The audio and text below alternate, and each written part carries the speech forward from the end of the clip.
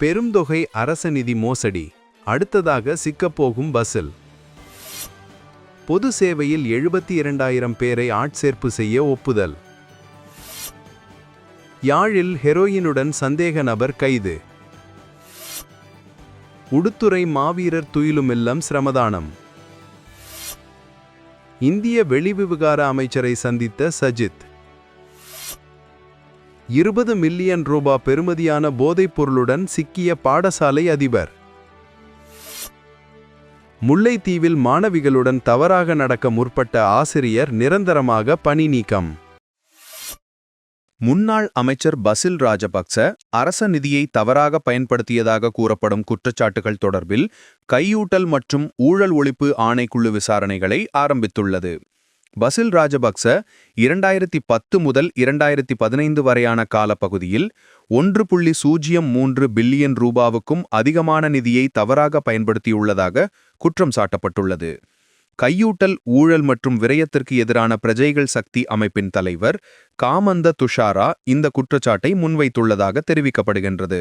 இந்த முறைப்பாட்டுக்கு அமையவே இந்த விசாரணைகள் ஆரம்பிக்கப்பட்டுள்ளன. அரச வளங்கள் முறைகேடாக பயன்படுத்தப்பட்டதாக கூறப்படும் விவரங்கள் முன்னாள் ஜனாதிபதி மைத்ரிபால சிறிசேனவினால் நியமிக்கப்பட்ட ஜனாதிபதி ஆணைக்குழுவின் இறுதி அறிக்கையில் தெரிவுபடுத்தப்பட்டுள்ளதாக அவர் குறிப்பிட்டுள்ளார். அதன்படி 2010 ஜூன் முதல் 2014 நவம்பர் மாத கால பகுதியில் பசில் உள்நாட்டு பயணங்களுக்காக வான்படை வானூர்திகளை பயன்படுத்தியதாகவும் மகனேகுமா திட்டத்திலிருந்து சுமார் 16 கோடி செலவழித்ததாக கூறப்படுகிறது. அத்துடன் பாதுகாப்புக்காக பயன்படுத்தப்பட்ட 3 சொகுசு வாகனங்கள் உட்பட ஜனாதிபதி செயலகத்திற்கு சொந்தமான 14 வாகனங்கள் மற்றும் 11 ஏனைய வாகனங்களை பயன்படுத்தியதன் மூலம் அரசுக்கு 61 கோடி ரூபாவுக்கும் அதிக நட்டம் ஏற்பட்டுள்ளதாக முறைப்பாட்டில் தெரிவிக்கப்பட்டுள்ளது. மேலும் 2010 ஜனவரி 10 முதல் 2015 ஜனவரி 10 வரை 64 கடற்படை வீரர்களும் மற்றும் 84 இராணுவ வீரர்களும் அவரது தனிப்பட்ட பாதுகாப்புக்காக நியமிக்கப்பட்டதாகவும் அவர்களது சம்பளம் மற்றும் கொடுப்பனவுகளுக்காக 26 கோடிக்கும் அதிக ரூபாய் அரச நிதியிலிருந்து செலவிடப்பட்டதாக குற்றம் சாட்டப்பட்டுள்ளது. தற்போது தனிப்பட்ட துறைகள் ஆட்சேர்ப்பு செயல்முறையை மேற்கொண்டு வருவதுடன் பொது சேவையில் 72,000 புதிய பணியாளர்களை ஆட்சேர்ப்பு செய்வதற்கு ஒப்புதல் வழங்கப்பட்டுள்ளதாக அமைச்சரவை பேச்சாளர் அமைச்சர் நளிந்த ஜெயதிசா தெரிவித்தார்.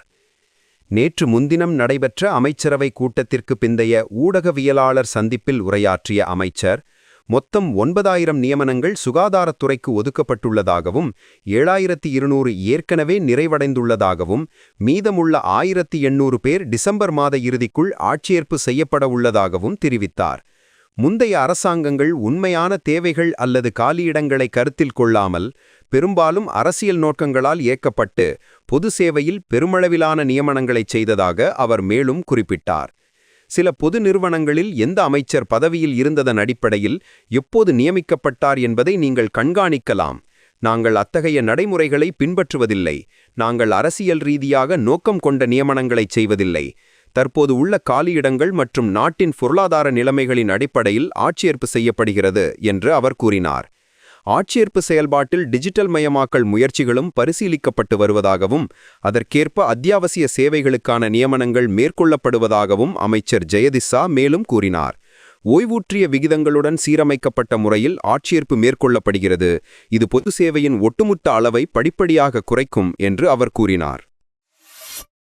நேற்றைய தினம் சுன்னாகம் ஊரெழு மேற்கு பகுதியில் 41 வயதுடைய சந்தேக நபர் ஒருவர் 2 கிராம் 200 மில்லிகிராம் ஹெரோயினுடன் கைது செய்யப்பட்டுள்ளார். யாழ்ப்பாணம் மாவட்ட சேஷ்ட போலீஸ் அத்தியட்சகரின் கீழ் இயங்கும் போலீஸ் புலனாய்வு பிரிவினருக்கு கிடைத்த இரகசிய தகவலின் அடிப்படையில் கோப்பாய் போலீசாரால் இந்த கைது நடவடிக்கை முன்னெடுக்கப்பட்டது. கைது செய்யப்பட்ட சந்தேக நபரிடம் விசாரணைகளை மேற்கொண்ட பின்னர் அவரை நீதிமன்றத்தில் முற்படுத்துவதற்கான நடவடிக்கைகளை போலீசார் மேற்கொண்டு வருகின்றனர். யாழ்ப்பாணம் வடமராட்சி கிழக்கு உடுத்துறை மாவீரர் துயிலுமில்லம் நேற்று பிற்பகல் வடமராட்சி கிழக்கு மக்களால் மேற்கொள்ளப்பட்டது. வடமராட்சி கிழக்கில் உள்ள மாவீரர்களின் பெற்றோர்கள், உறவினர்கள், நண்பர்கள் என பலரும் கலந்து கொண்டு இடம்பெறவுள்ள மாவீரர் நாளை முன்னிட்டே குறித்த சிரமதான பணி இடம்பெற்றது. எதிர்க்கட்சித் தலைவர் சஜித் பிரேமதாச மற்றும் இந்திய வெளிவிவகார அமைச்சர் ஜெய்சங்கர் இடையே சந்திப்பொன்று இடம்பெற்றுள்ளது. இதன்போது சமூக, பொருளாதார மற்றும் அரசியல் உள்ளிட்ட பல முக்கிய விடயங்கள் தொடர்பில் கருத்துக்களை பரிமாறிக்கொண்டுள்ளனர். இந்தியாவிற்கு மேற்கொண்டுள்ள உத்தியோகபூர்வ விஜயத்திற்கு மத்தியில் எதிர்க்கட்சித் தலைவர் சஜித் பிரேமதாச இந்திய வெளியுறவு அமைச்சர் எஸ் ஜெய்சங்கரை புதுடில்லியில் சந்தித்தார். இந்திய இலங்கை கூட்டாண்மை, பிராந்திய ஸ்திரத்தன்மை, தொடர்புகள் மற்றும் பரஸ்பர முன்னேற்றம் தொடர்பில் இரு தரப்பினரின் அர்ப்பணிப்புகள் தொடர்பில் பல கருத்துக்களை பரிமாறிக்கொண்டுள்ளனர்.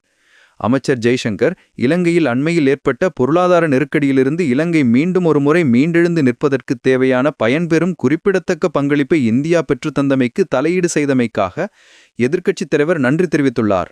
இலங்கையின் நீண்டகால பொருளாதார மறுமலர்ச்சியை திட்டமிடுவதற்காக இன்றைய காலத்தை பயன்படுத்துவது குறித்து பல கருத்துக்களை எஸ் ஜெய்சங்கர் இதன்போது முன்வைத்தார். IMF வேலை திட்டத்திற்கு பிந்தைய காலகட்டத்தில் எதிர்பார்க்கப்படும் சவால்களையும் எதிர்க்கட்சித் தலைவர் இதன்போது சுட்டிக்காட்டினார். சமுத்திர விமான இணைப்பு சேவைகள் மற்றும் முன்மொழியப்பட்டுள்ள இரு நாடுகளிடையேயான மின்சார இணைப்பு கட்டமைப்பின் இடைத்தொடர்புகள் உள்ளிட்ட முக்கிய ஒத்துழைப்பு முயற்சிகளின் முன்னேற்றங்கள் தொடர்பில் இருதரப்பினரும் இங்கு மதிப்பாய்வு செய்தமை குறிப்பிடத்தக்கது. எப்பாவலா பகுதியிலுள்ள ஒரு பாடசாலையின் அதிபர் மற்றும் அவரது மகன் ஒரு ஹோட்டலில் மறைத்து வைக்கப்பட்டிருந்த 20 மில்லியன் ரூபாய்க்கும் அதிகமான மதிப்புள்ள ஹெராயின் கையிருப்புடன் கைது செய்துள்ளனர். எப்பாவலா தெடகலா பகுதியில் நடத்தப்பட்ட சோதனையின் போது அனுராதபுரம் பிரிவு குற்றப்புலனாய்வு பிரிவினரால் குறித்த சந்தேக நபர்கள் கைது செய்யப்பட்டுள்ளனர். கைது செய்யப்பட்ட 2 சந்தேக நபர்களும் 54 மற்றும் 22 வயதுடைய எப்பாவலா பகுதியை சேர்ந்தவர்கள் என தெரிவிக்கப்படுகிறது. கைது செய்யப்பட்ட அதிபரின் மனைவி பேலியகோட உள்ளூராட்சி பகுதியை சேர்ந்த தேசிய மக்கள் சக்தியின் உறுப்பினர் என்றும் காவல்துறை வட்டாரங்கள் தெரிவிக்கின்றன. நாட்டில் நச்சுத்தன்மை வாய்ந்த போதைப் பொருட்களின் அச்சுறுத்தலை ஒழிப்பதற்கான அரசாங்கத்தின் புதிய தேசிய திட்டத்தின் கீழ் இந்த சுற்றிவளைப்பு மேற்கொள்ளப்பட்டுள்ளது. இந்த சந்தேக நபர்கள் நீண்ட காலமாக போதைப் பொருட்கடத்தலில் ஈடுபட்டு வந்துள்ளதாக தகவல் கிடைத்திருப்பதாகவும் இது தொடர்பாக விரிவான விசாரணை நடத்தப்பட்டு வருவதாகவும் காவல்துறையினர் தெரிவித்துள்ளனர். தெதுரு ஓயா சம்பவத்தில் உயிரிழந்தோரின் எண்ணிக்கை 5ஆக அதிகரித்துள்ளது. முன்னதாக தெதுரு ஓயாவில் நீராடச் சென்று 5 காணாமல் போயிருந்தனர். அவர்களில் ஒருவர் உயிருடன் மீட்கப்பட்டு மருத்துவமனையில் அனுமதிக்கப்பட்டார். காணாமல் போயிருந்த ஏனைய 4வரையும் தேடும் பணி மும்முரமாக நடைபெற்றது. அதன்போது குறித்த 4வரும் உடலமாக மீட்கப்பட்டனர். இதேவேளை உயிருடன் மீட்கப்பட்டவரும் தற்போது உயிரிழந்துள்ளதாக தெரிவிக்கப்படுகிறது. 10 பேர் கொண்ட குழு ஒன்று கிரிபத்கோடையிலிருந்து சிலாபத்திற்கு நேற்று சுற்றுலா சென்ற நிலையில் இச்சம்பவம் பதிவாகியுள்ளது. முல்லைத்தீவு மாவட்டத்தில் உள்ள பாடசாலை ஒன்றில் மாணவிகளுடன் தவறாக நடக்க முற்பட்ட ஆசிரியர் ஒருவர் நேற்றைய தினம் நிரந்தரமாக பணி நீக்கம் செய்யப்பட்டார். இது குறித்து மேலும் தெரிய வருகையில் குறித்த ஆசிரியர் கடந்த 2 வருடங்களுக்கு முன்னர் இவ்வாறு மாணவிகளுடன் தவறாக நடக்க முற்பட்ட நிலையில் பணியிடை நீக்கம் செய்யப்பட்டு விசாரணைகள் முன்னெடுக்கப்பட்டு வந்தன. அந்த வகையில் விசாரணைகளின் முடிவில் அவர் நேற்றைய தினம் பணி நீக்கம் செய்யப்பட்டதாக அறிய முடிகிறது.